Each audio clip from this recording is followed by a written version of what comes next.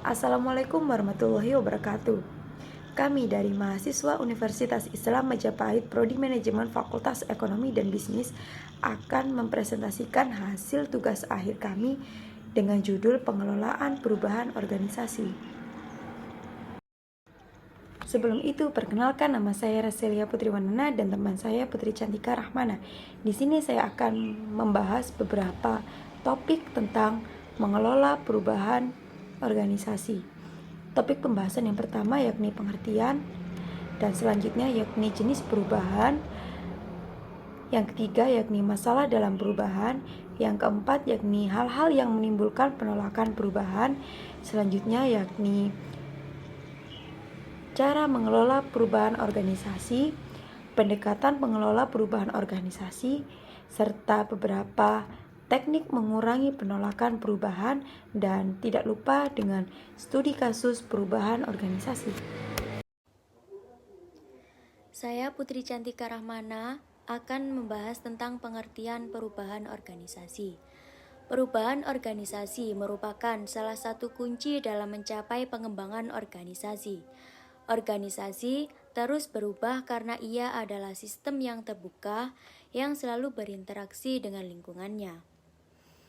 Perubahan tersebut membutuhkan waktu, tempat, dan kekuatan. Perusahaan penasehat dan penelitian Global Gartner melaporkan pada 2018 bahwa rata-rata perusahaan telah mengalami 5 kali perubahan dalam 3 tahun terakhir. Hampir 75% organisasi berharap untuk melipat gandakan inisiatif perubahan besar, namun setengah hari inisiatif perubahan tersebut gagal, 34% yang berhasil dan 16% memiliki hasil beragam. Selanjutnya yaitu jenis perubahan. Jenis perubahan ada 2, perubahan terencana dan perubahan tidak terencana. 1. Perubahan terencana, yaitu upaya-upaya perubahan yang bersifat proaktif dan secara sengaja dilakukan oleh organisasi. Mengapa disebut proaktif? Biasanya pengelola organisasi melakukan suatu perubahan terencana adalah dalam rangka mengantisipasi tantangan yang dihadapi organisasi di masa mendatang. Yang kedua yaitu perubahan tidak terencana. Jenis-jenis perubahan yang tidak dapat diantisipasi oleh organisasi. Contohnya di sini adalah perubahan cara pandang tentang pekerjaan, perubahan politik internal organisasi, dan masih banyak lagi. Selanjutnya, yaitu masalah dalam perubahan. Banyak masalah yang biasa terjadi ketika perubahan akan dilakukan. Masalah yang paling sering dan menonjol adalah penolakan atas perubahan itu sendiri atau resistant to change.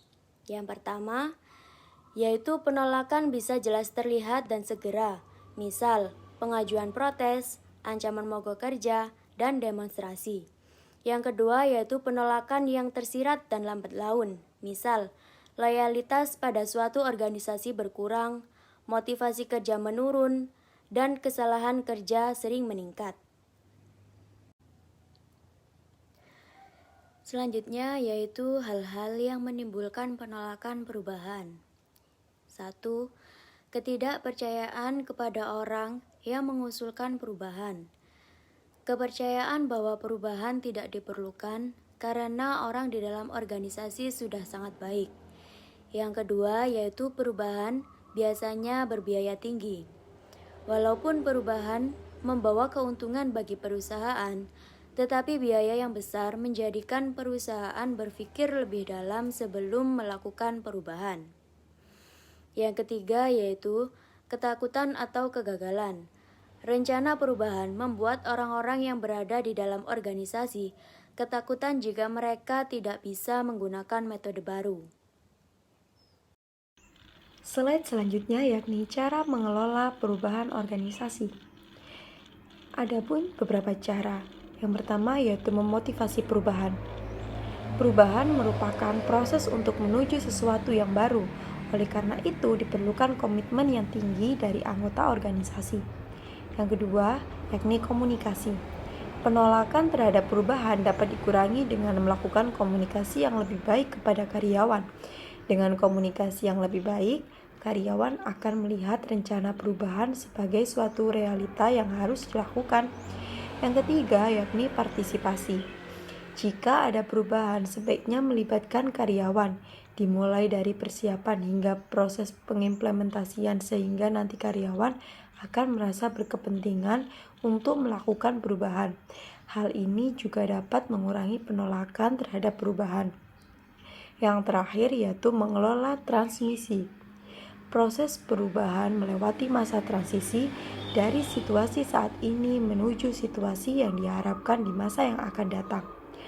Masa transisi tersebut membutuhkan struktur manajemen dan aktivitas khusus untuk menjamin keberhasilan. Masa transisi membutuhkan arahan yang jelas, sehingga perubahan yang dihasilkan dapat sesuai dengan apa yang diinginkan oleh perusahaan. Slide selanjutnya yakni pendekatan mengelola perubahan organisasi menurut Kurt Lewin. Ada 3, yakni pencairan. Maksud dari pencairan adalah gagasan dan praktek lama perlu disingkirkan agar gagasan dan praktek baru dapat dipelajari. Yang kedua yaitu mengubah. Maksudnya mempelajari gagasan dan praktek baru agar pegawai dapat berpikir dan berprestasi dengan gagasan tersebut. Yang terakhir yakni pembekuan kembali. Maksud dari pembekuan kembali adalah hal-hal yang sudah dipelajari dipadukan dalam praktek yang sesungguhnya sehingga menjadi tujuan akhir suatu organisasi. Slide selanjutnya yakni teknik mengurangi penolakan perubahan. Adapun beberapa cara yang dapat kita lakukan. Yang pertama yaitu pendidikan dan komunikasi. Berikan penjelasan secara tuntas tentang latar belakang, tujuan, akibat dari diadakannya perubahan kepada semua pihak. Komunikasikan dalam beberapa macam bentuk mulai dari diskusi, presentasi, meeting, maupun laporan. Yang kedua yakni partisipasi. Ajak serta semua pihak untuk mengambil keputusan. Pimpinan hanya bertindak sebagai fasilitator dan motivator saja. Biarkan anggota organisasi yang mengambil keputusan.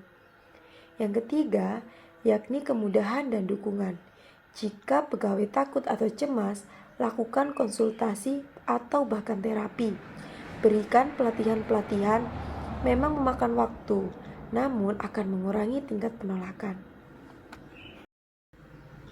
Yang keempat, yakni negosiasi. Melakukan negosiasi dengan pihak-pihak yang menentang perubahan. Cara ini bisa dilakukan jika yang menentang mempunyai kekuatan yang tidak kecil, misalnya dengan serikat buruh atau serikat pekerja. Tawarkan alternatif yang bisa memenuhi keinginan mereka. Yang kelima yakni manipulasi dan kooptasi. Manipulasi adalah menutup kondisi sesungguhnya, misalnya memelintir atau twisting fakta agar tampak lebih menarik dan tidak mengutarakan hal-hal yang negatif. Kooptasi dilakukan dengan cara memberikan kedudukan penting kepada pemimpin penentang perubahan dalam mengambil keputusan. Yang terakhir yakni pemaksaan. Berikan ancaman dan jatuhkan hukuman bagi siapapun yang menentang dilakukannya perubahan. Cara ini merupakan cara terakhir untuk mengurangi penolakan perubahan. Slide selanjutnya yakni melanjutkan momentum perubahan.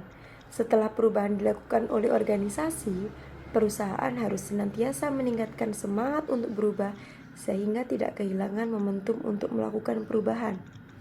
Hal-hal yang tidak dapat dilakukan untuk dapat terus berubah adalah enggan menyediakan sumber daya yang diperlukan dan membangun sistem pendukung untuk agen perusahaan.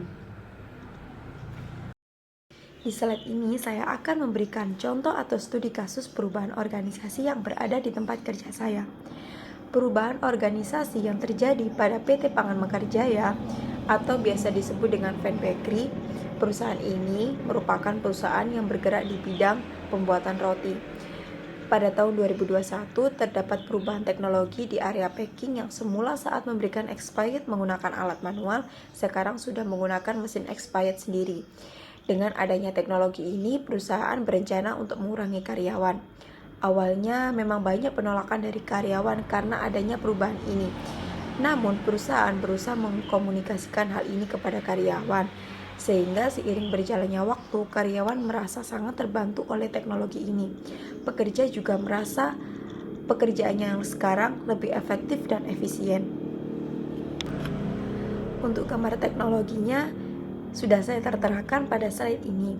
Untuk yang di atas yakni contoh expired manual yang sebelum adanya teknologi baru, dan yang saat menggunakan expired manual ini karyawan juga membuang waktu untuk mengisi tinta, mengganti rol kertas. Namun ketika adanya teknologi expired yang baru ini, karyawan menjadi lebih mudah dan efisien saat bekerja. Sekian yang dapat kami sampaikan. Apabila ada kata-kata atau perkataan yang kurang berkenan di hati, kami mohon maaf yang setulus-tulusnya. Tiada gading yang tak retak, seperti itulah hasil tugas dari kelompok saya. Kesempurnaan hanya milik Allah Subhanahu wa taala. Wassalamualaikum warahmatullahi wabarakatuh.